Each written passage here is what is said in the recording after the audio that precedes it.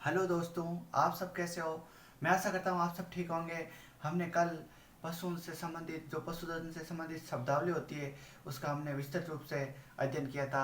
और नेक्स्ट इसी क्लास में हम पशुधन से संबंधित जो आगे की शब्दावली रह गई है उसके बारे में हम विस्तृत रूप से अब चर्चा करने वाले हैं। कल हमने नवजात जो पशु होते हैं उनको क्या कहा जाता है उसके बारे में विस्तृत रूप से जानकारी हासिल की थी। अब आगे जो वयस्क मादा नर होते हैं उनके बारे में हम विस्तृत रूप से चर्चा करेंगे। उनको क्या कहा जाता है उसके बारे में हम बताएंगे।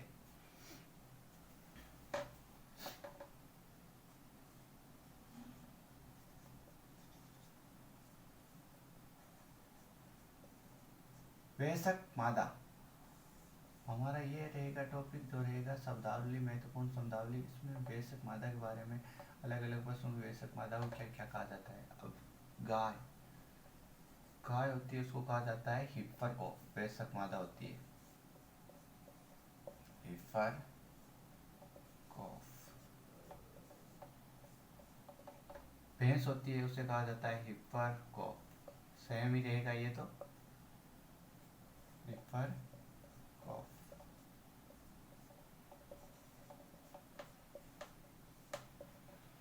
बकरी होती है उसे कहा जाता है मादा किड।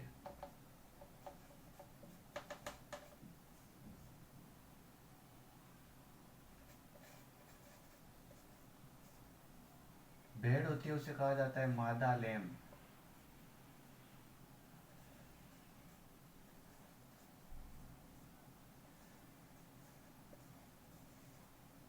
और जो पोल्ट्री होती है, पोल्ट्री मतलब पक्षी पशु से संबंधित, उसे कहा जाता है पोल्ट्री।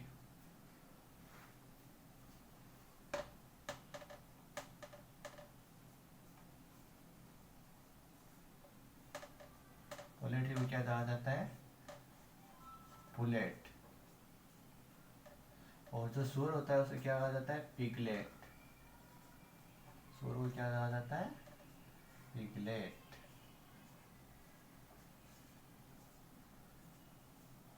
ये ये पशुओं के बारे में, वयस्क मादा के बारे में किसको क्या कहा जाता है उसके बारे में हमने यहाँ अध्ययन किया है।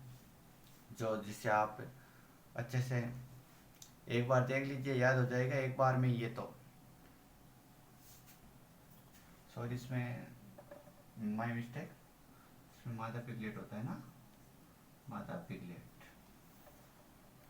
गाय को हिप्परकॉप कहा जाता है, भैंस को हिप्परकॉप कहा जाता है, बकरी को मादा किड कहा जाता है, पेड़ को मादा लेम कहा जाता है, पोल्ट्री को पुलेट कहा जाता है, सूअर को मादा पिगलेट कहा जाता है। ये थे हमारे वयस्क मादा। अब हम आगे देखेंगे, वो देखेंगे वयस्क नर को क्या क्या कहा जाता है उसके बारे में हम जानकारी हासिल करेंगे। वयस्क नर होता है पशुओं का, उसको क्या कहते हैं उसके बारे में हम यहाँ अध्ययन करेंगे। गाय गाय का जो वयस्क नर होता है उसे बोला जाता है बुल कॉफ। क्या बोला जाता है बुल कॉफ। भैंस का जो वयस्क नर होता है उसे कहा जाता है बफेलो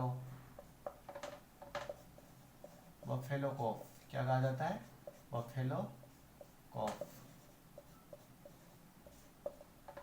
बकरी का जो वयस्क नर होता है उसे क्या कहा जाता है नर किड। भेड़ का जो होता है वयस्क नर उसे कहा जाता है नर लैम। और जो सुअर का होता है, ये इम्पोर्टेंट है दोस्तों, बार बार एग्जाम में पूछा जाता है, जो कोची वाला एग्जाम होता है उसमें सुअर को कहा जाता है बोअर लिंग। बोअर लिंग। और पोल्ट्री होती है उसे कहा जाता है कोकरेल। पोल्ट्री होती है उसे क्या कहा जाता है कोकरेल। तो दोस्तों, वयस्क नर को, गाय को क्या कहा जाता है बुल कॉफ, भैंस को क्या कहा जाता है बफेलो कॉफ, बकरी को क्या कहा जाता है नर किड, भेड़ को क्या कहा जाता है नर लैम, सुअर को क्या कहा जाता है बोर्लिंग, पोल्ट्री को क्या कहा कोकरेल। ये हमने जो चर्चा की है ये की है वयस्क नर। जो पशुओं से संबंधित वयस्क नर होते हैं उनके बारे में हम विस्तृत रूप से चर्चा कर ली। अब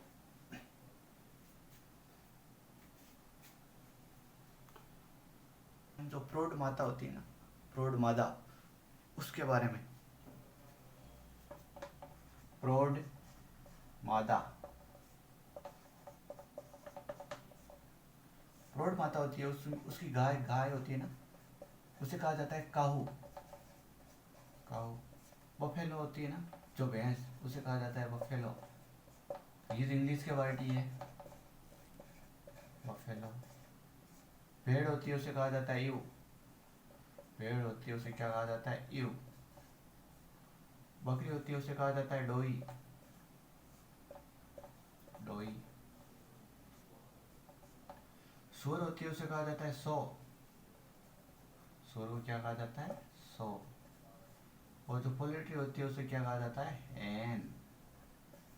पोल्ट्री को क्या कहा जाता है? हैन। ये थी प्रौढ़ मादा।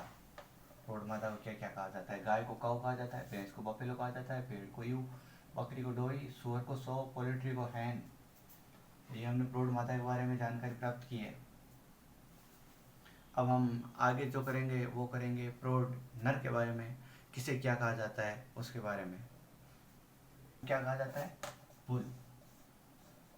नर में है ना, वो लिया सांड के दो, ठीक है। इसको भी भैंस, भैंस वाले नर को क्या कहा जाता है? प्रौढ़ नर को बुलिया भैंसा। भेड़ के जो नर होता है उसे क्या कहा जाता है? रैम। इसका जो नर होता है उसे क्या कहा जाता है? बक। सूअर की क्या? बोअर। सूअर का जो होता है नर उसे क्या कहा जाता है? बोअर। पोल्ट्री उसे क्या कहा जाता है? कोक। ये थी पशुधन से महत्वपूर्ण शब्दावली प्रौढ़ नर के बारे में। कल हमने नवजात के बारे में पढ़ा था, समूह के बारे में पढ़ा था, और आज हमने वयस्क नर, मादा, प्रौढ़ नर और मादा के रूप में विस्तृत रूप से जानकारी प्राप्त की है। तो अगली क्लास में पढ़ेंगे, वो पढ़ेंगे जो गाय भैंस बकरी से संबंधित जो महत्वपूर्ण क्रिया होती है उससे रिलेटेड हम विस्तृत रूप से चर्चा करेंगे। आज के लिए बस इतना ही। आप मेरे साथ बने रहिए। मैं हर तरीके से आप कोशिश करके कैसे भी करके आपको संपूर्ण विस्तृत रूप से जानकारी यहाँ दे दूंगा, और मेरी गारंटी है कि जो मैं पढ़ा रहा हूँ इससे बाहर इस एग्ज़ाम में कुछ भी नहीं जाने वाला है। 45 नंबर आपके मेरी तरफ से पक्के हैं, इसलिए आप मेरे साथ हमेशा मेरी क्लास में जुड़िए और मेरा सपोर्ट करते रहिए। धन्यवाद।